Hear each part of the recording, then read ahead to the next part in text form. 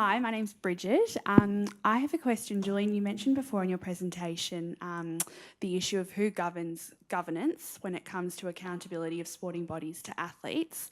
How do you think this accountability or governance mechanisms can be achieved given all the other tasks that bodies like WADA and CAS face in a timely, efficient and transparent manner to protect both the interests of the athletes and the integrity of the bodies? Yeah, maybe to you, Brendan. Who governs the governors? I think that's the key question that sport is trying to come to terms with at the moment. You know, historically, there's been an absolute desire for sports to act in a unilateral fashion, and where the player associations are coming from is that we should have an equal say in these key decisions. And so what you'll often see with the WADA code and its various promulgations over time is a move away from, almost a move to legislate away a lot of the legal vulnerabilities. And they can do that because they have the capacity to act unilaterally. So it is a challenge for sport. I think that the starting point has to be some form of recognition that the current system is broken. And what intrigues me about the discussion about the governance of WADA is how political it is.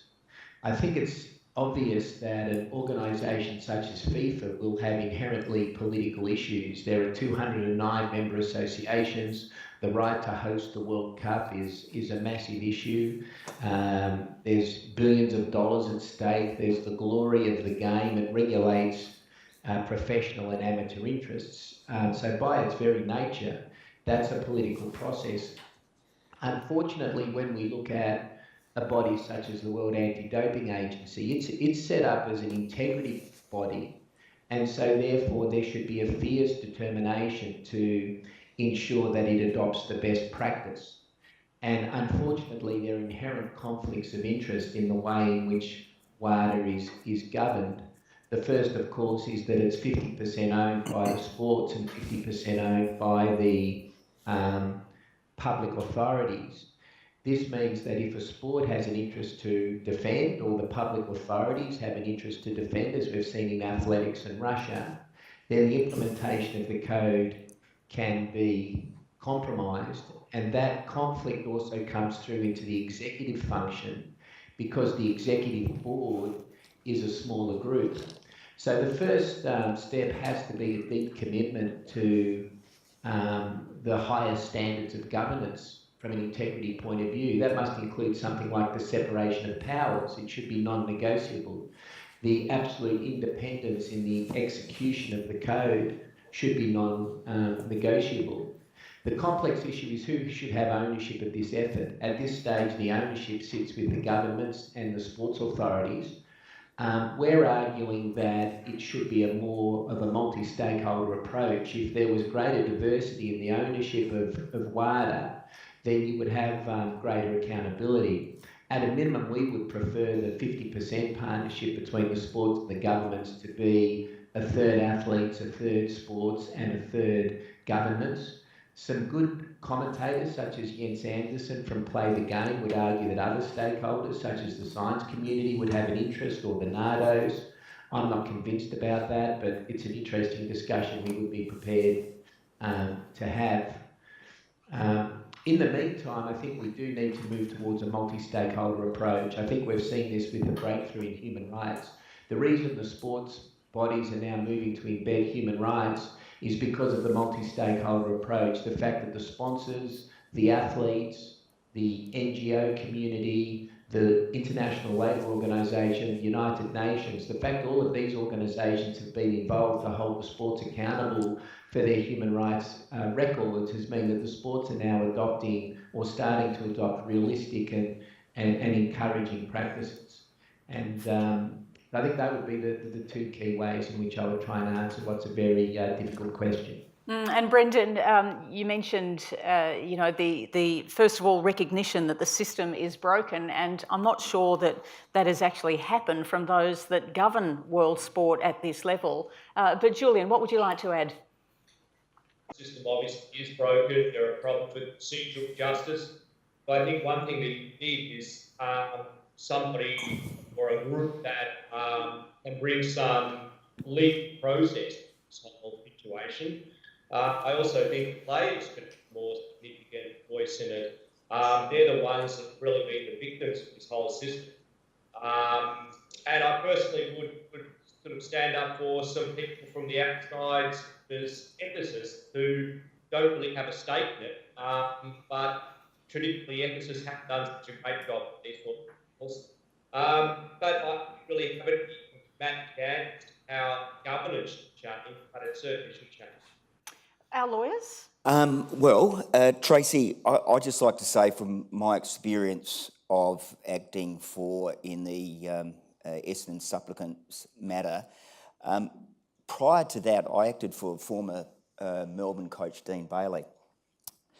And nice to see you, Brendan, but I'm going to mention your brother here. Dean was the Melbourne coach, and he and assistant coach Chris Conley and Brendan's brother Cameron, the CEO, were charged with bringing the game into disrepute and also basically tampering with the draft. Basically, at the end of the day, is that the AFL proceeded with these odd, as I said, charges of bringing the game into disrepute. They proceeded against Chris Conley and also my client Dean Bailey, something which I feel quite strong about because a year later is that Dean died of cancer. But in relation to Brendan's brother Cameron, is that the charges were not proceeded with. The basis for that was the following. Cameron Schwab was the CEO of Melbourne. He was also on the board of the Bentley Club, which was the licensed club that had the poker machines. That basically underpinned the financial viability back then of the Melbourne Football Club. The Victorian gaming laws say that if a director of a community club such as that, or licensed club, is charged with any offence, is that they would lose their licence. The effect of that would be that the Melbourne Football Club could have lost its licence. There'd be 17 teams in an 18-team competition, and basically you're in breach, or the AFL would be in breach of the broadcasting rights. You've basically got 17 clubs. The broadcasting rights, in terms of the AFL, underpin the whole competition. And that was the reason why the charges were not proceeded before against Cameron Schwab. Now, you know, I really just can't see how.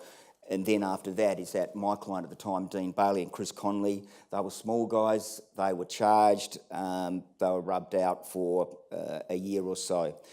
The other issue too is that, which Brendan you mentioned, is that I'm a little bit more cynical of, in the AFL competition, we've had quite a bit of dealings with the AFLPA.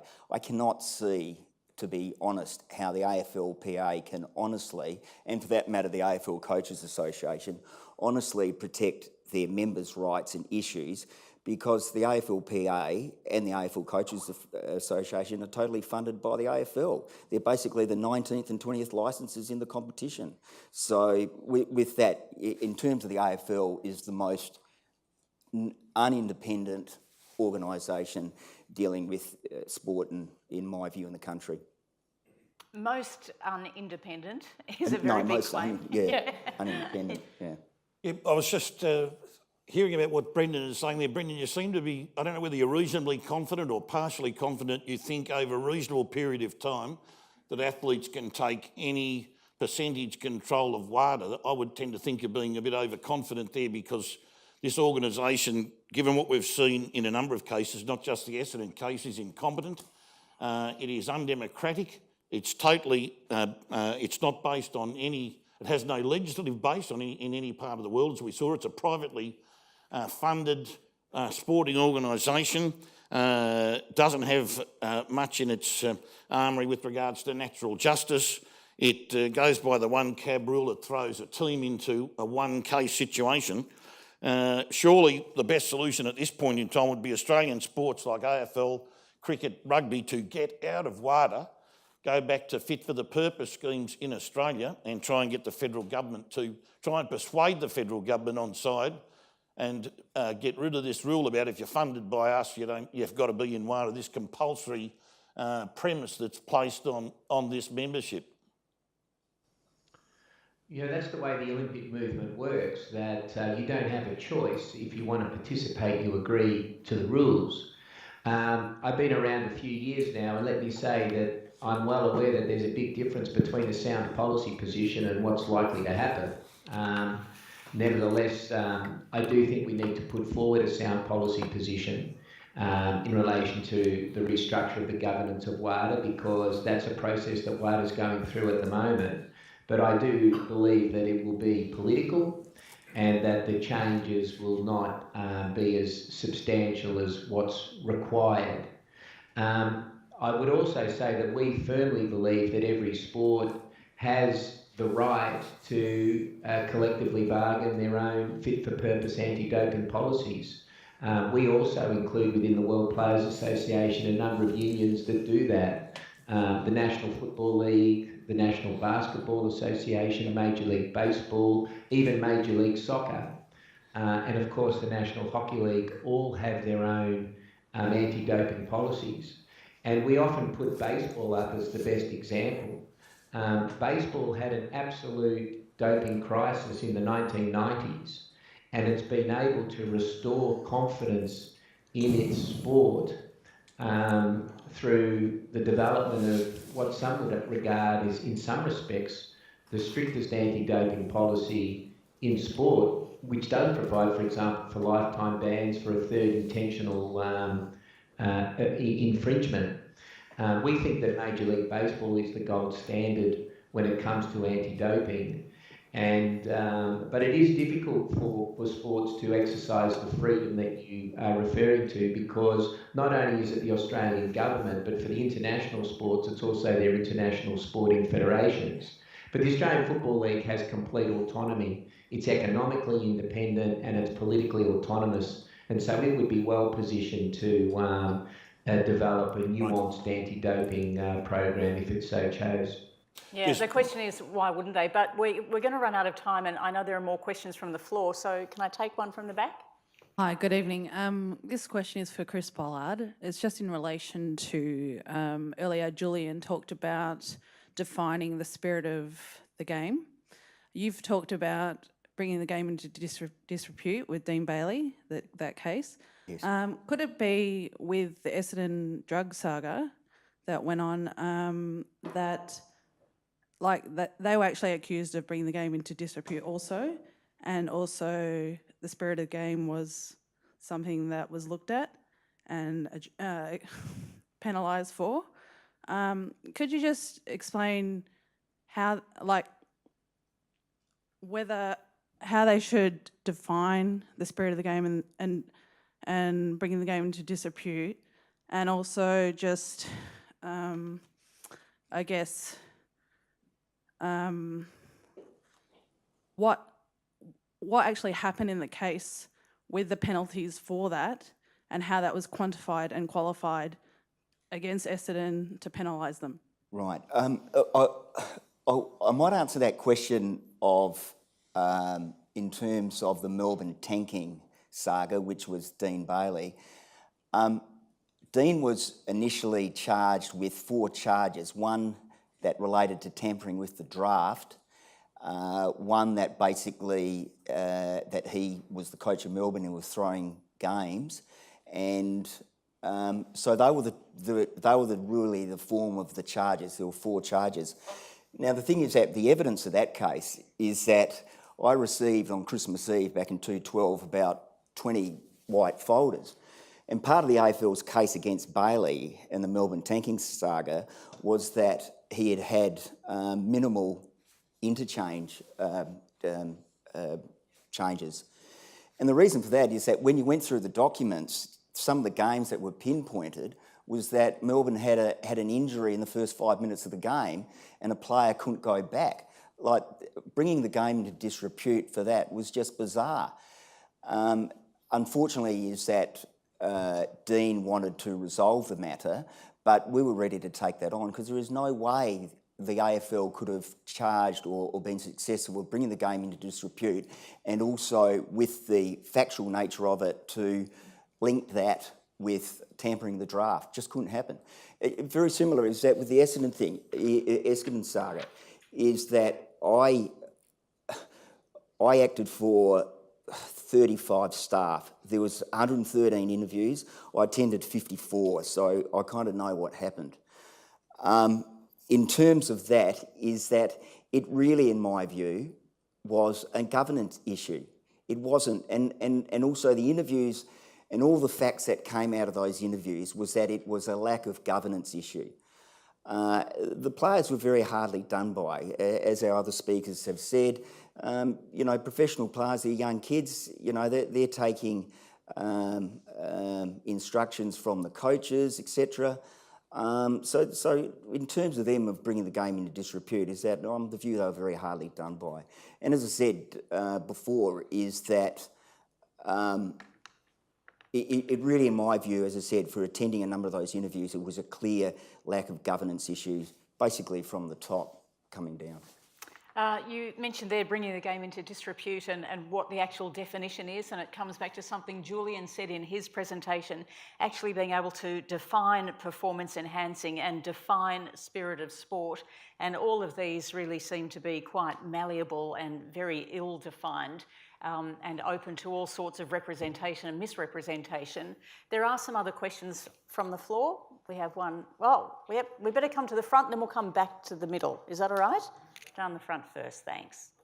My name is Alan Hurd, and my question, Chris actually skewered the AFL for behaving corruptly. I want to skewer the other party of the joint investigation, that's ASADA. It relates to the ASADA. The ASADA Act has three essential elements to provide the protection for players. And in the second reading speech in 2005, the then Minister Rod Kemp said, in framing the ASADA legislation, the issue of safeguarding athletes' rights was a prime consideration. And there were three things in that Act that were still there, but they didn't apply to the Essendon players. The first one was confidentiality. And Kemp went on to say, the bill contains appropriate privacy safeguards for athletes and sporting support personnel. The Privacy Act 1988 will apply to ASADA's advocacy, education, drug testing, investigative, and that's the key word, and reporting functions. And the Act actually provided 2 years jail for leaking information from that joint investigation. And we all know, if you read any of the media or saw any of the media in 2013, you know that Act was breached time and time again. And the then government, the Labor government, did nothing, ASADA did nothing. The second protection in the Act was the right not to self-incriminate, Section 13B. And we know that the joint investigation was explicitly entered into to remove that right from the players by using the AFL's contract rules, the contracts they have with the players.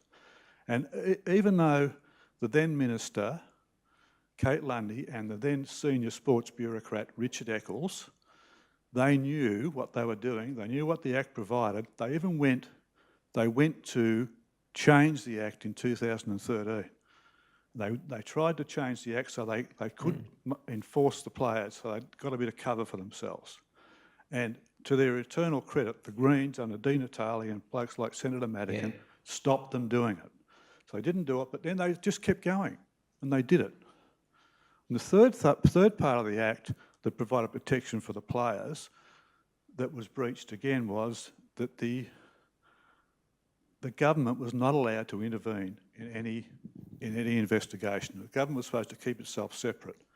And anyone who reads the James Hurd ASADA federal court case, all the evidence given, by Aurora Andruska, the then CEO of ASADA, will know that that protection wasn't there. Kate Lundy and Eccles were involved all the way through.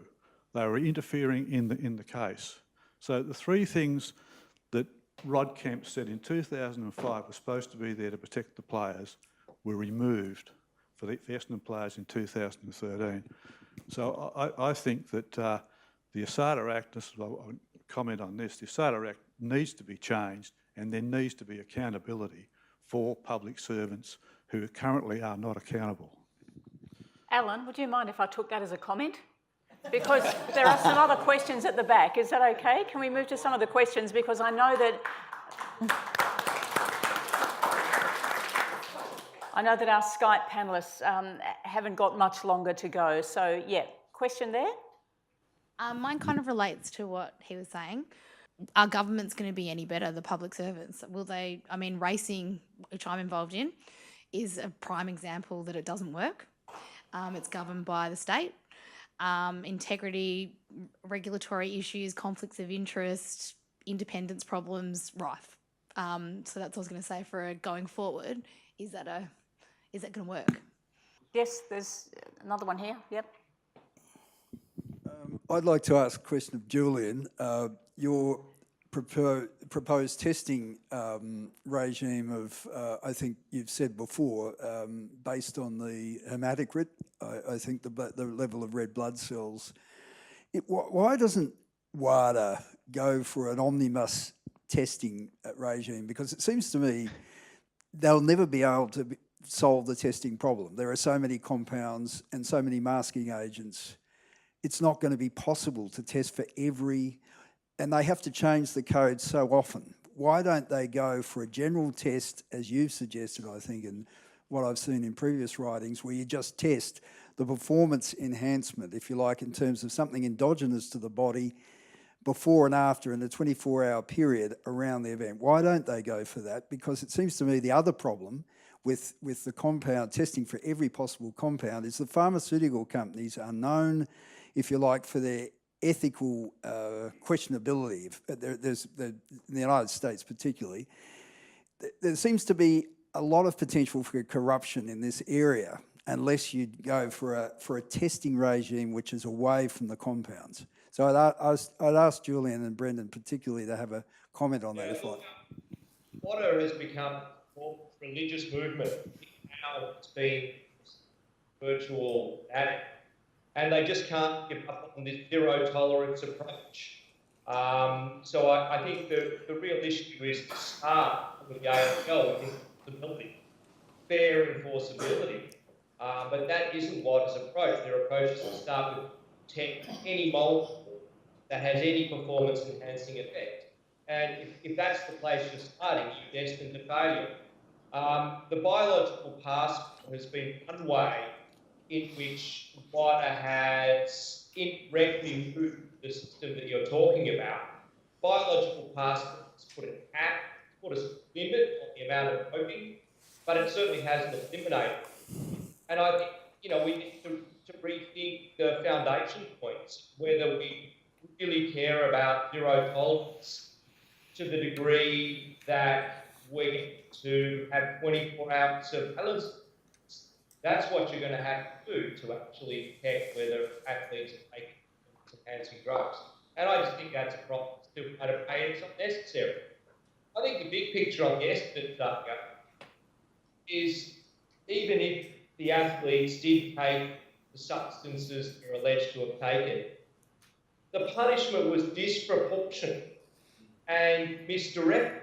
It's the players who should have been punished. And the two substances that were taken, one has been approved by the FDA, and the other one has no evidence of real performance-enhancing effects and no evidence of harm. So why on earth create this catastrophe? Players, the sport, the spectators, and the followers, or essentially a minor misdemeanor. So I don't know if you've covered that already, but it just shows the fanaticism of this zero tolerance approach. And they need to focus on substances for which there's clearly evidence of either very significant performance-enhancing effect or very significant health risks. But they can't adopt a moderate position because they're fanatical about this one principle. Brendan? Yeah, agreed. Did you want to add to that, Brendan? Yeah, it's back to what is the question of cheating. And, in answer to the question, the science is deliberately not transparent, and the decision-making in relation to what is added to the prohibited substance list is deliberately not transparent. Cheating should definitely be taking a substance for the purpose of enhancing performance in consequences which are damaging to health. The reason this is very important is if that was the definition of cheating, then the entire resources of the anti-doping effort, which are substantial, would be focused on catching the cheats. rather than spending so much time and so much money in pursuing claims which don't actually go to the heart of the problem. And these are the manifest miscarriages and injustice we see because athletes because athletes have inadvertently doped in circumstances where they're not cheats. You know, I've been involved in cases where players are meant to be happy with a minimum 2-year ban when everyone involved in the case acknowledges they're not a cheat.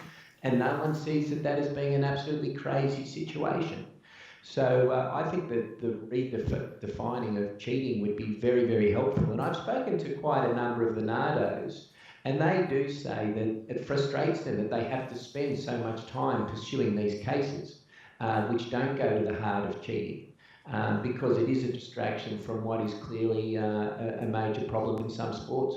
And what's interesting now is that the national anti-doping bodies have also somewhat unified, if you can call it that. They've got their own association now, and they're also coming up with their own demands for WADA and the WADA Code. Thank you, Tracey. Yeah, Brendan, we've had a new development just recently as far as international cricket is concerned, where the Board of Control for Cricket in India has dismissed or suspended NADA from testing Test cricket players in India. The Board of Controlling Cricket for India are doing their own testing. They've told WADA, don't worry about us. We'll do our own testing, and NADA won't be testing our blokes. We're doing our own. But we'll abide by your rules, and we'll tell you when we're going to send you something or send you a sample or whatever. They've taken control of their own requirements. Now, WADA, of course, are distressed, and they've written to the International Cricket Council to say bring them back into line, or we've got massive traumas here, because all the other teams in cricket, of course, like in Australia, ASADA test Australian test cricketers. West Indies have got their testing regimes, as have the other countries in relation to the testing of players.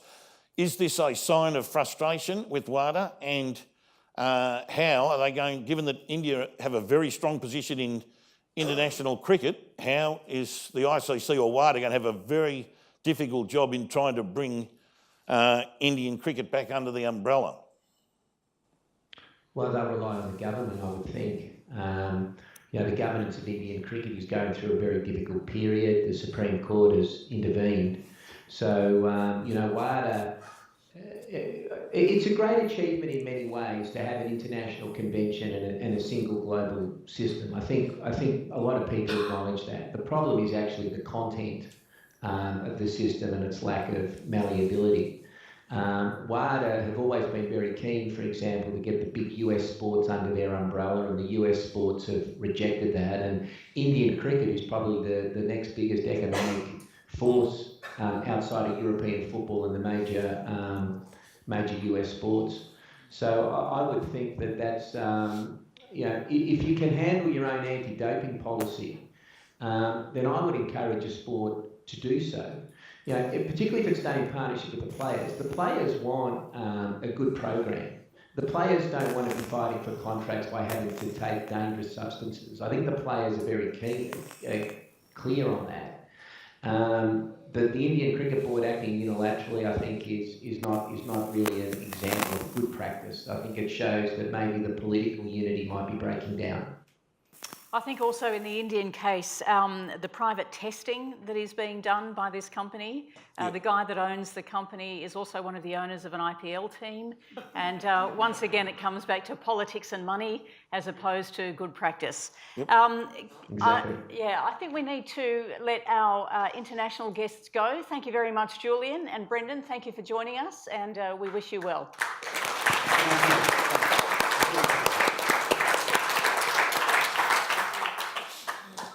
And so while they click off, we're going to have a 10-minute break. But just before we let these panellists go, because I'm not sure they're coming back into the room, were there any other burning questions for the panellists that we still have here? Yes.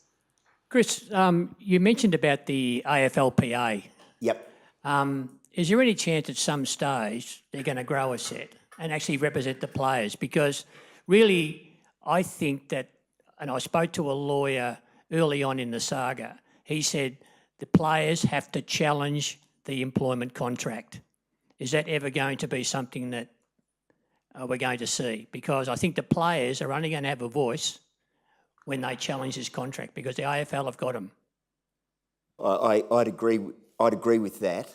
I think the issue is that, as I said, I made it pretty clear, is that with the funding that the AFLPA received from the AFL, they cannot possibly be independent. They cannot be possibly independent.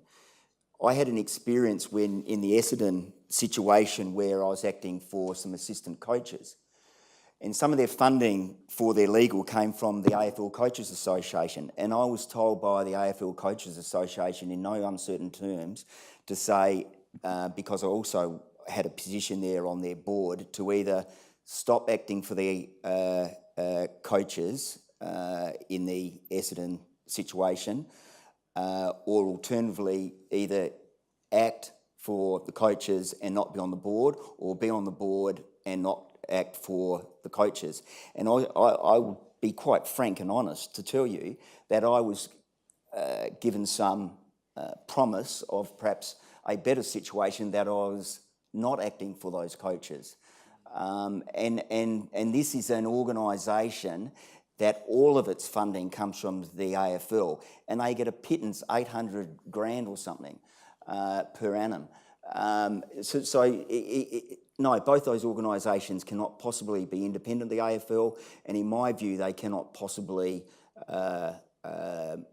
be representing their members. The other issue too is that in recent times I've been acting for some Essendon players in returns of their compensation claims.